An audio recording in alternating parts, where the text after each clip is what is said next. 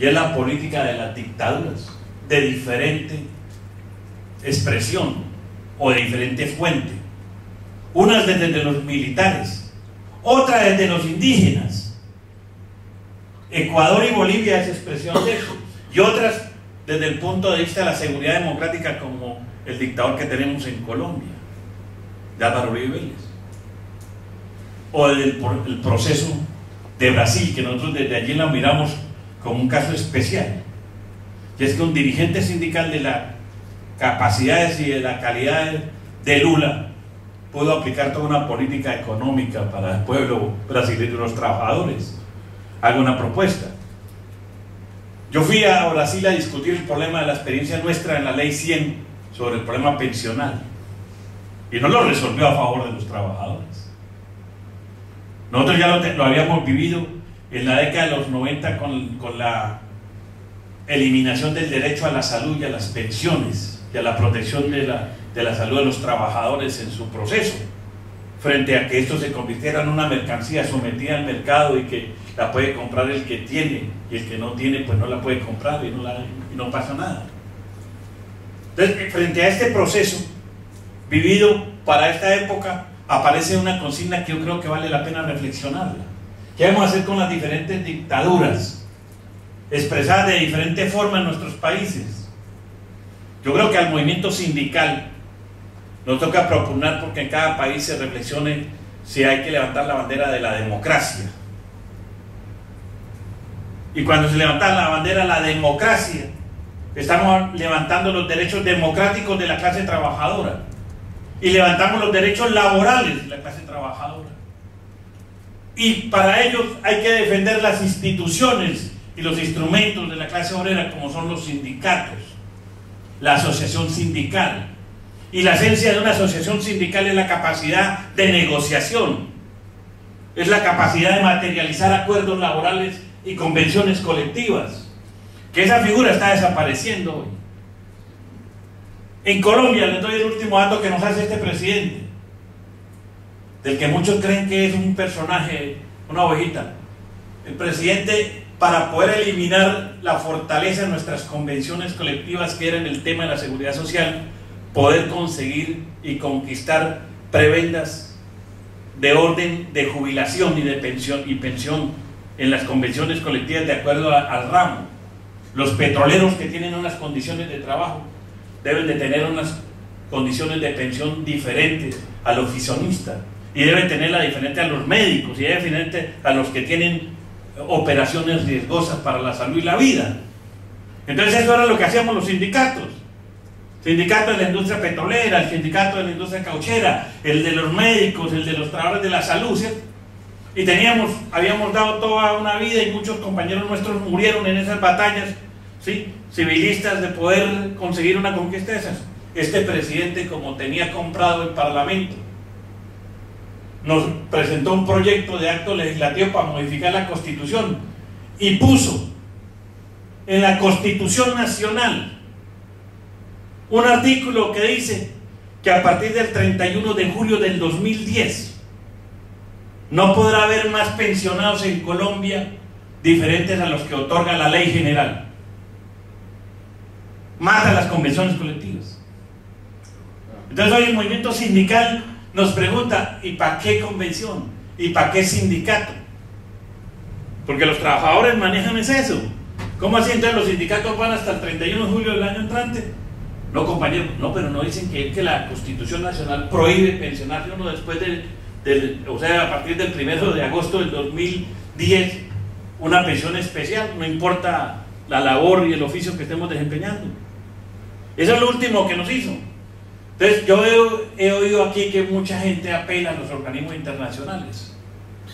Carlos apeló a los instrumentos internacionales del movimiento sindical a que me voy a referir. ¿Ustedes saben qué pasa en la OIT?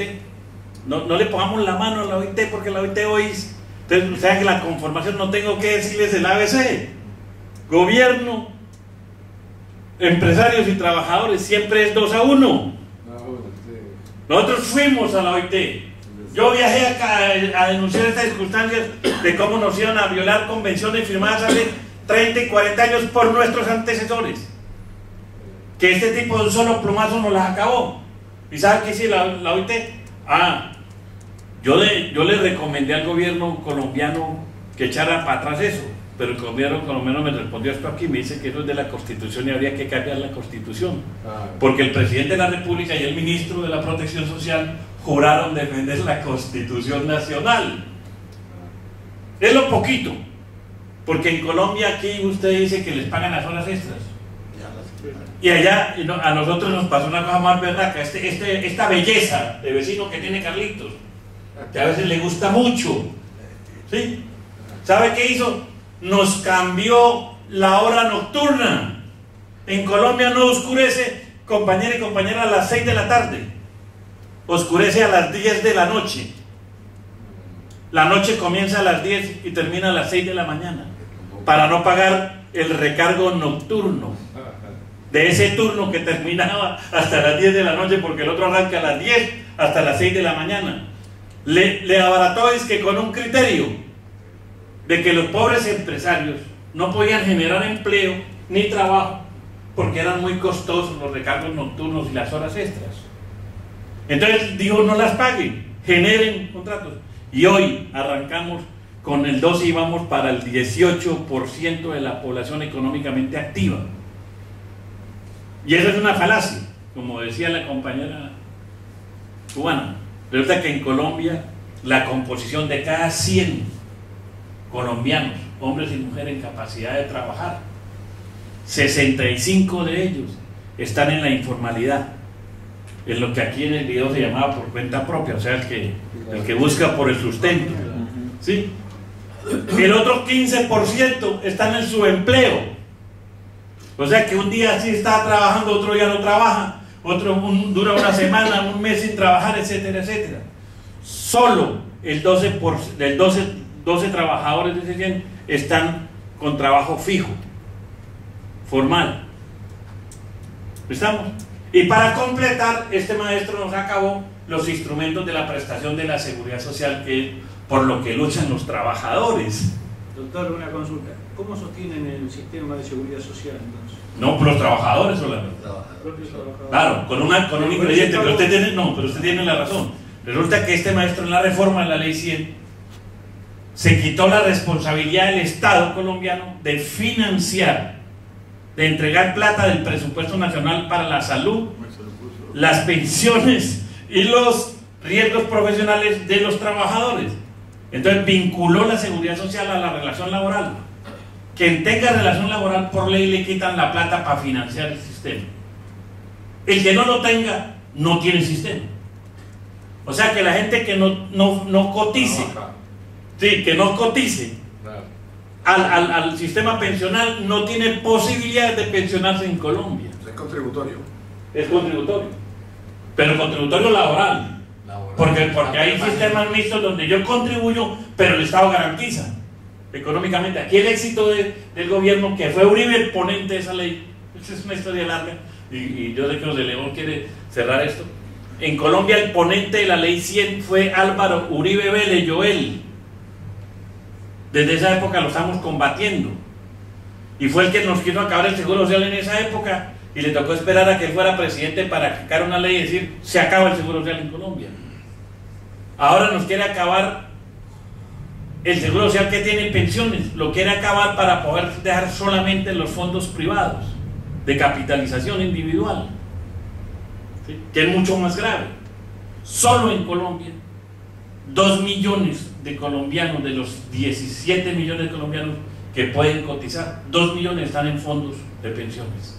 El resto no se sabe cómo se va a pensionar.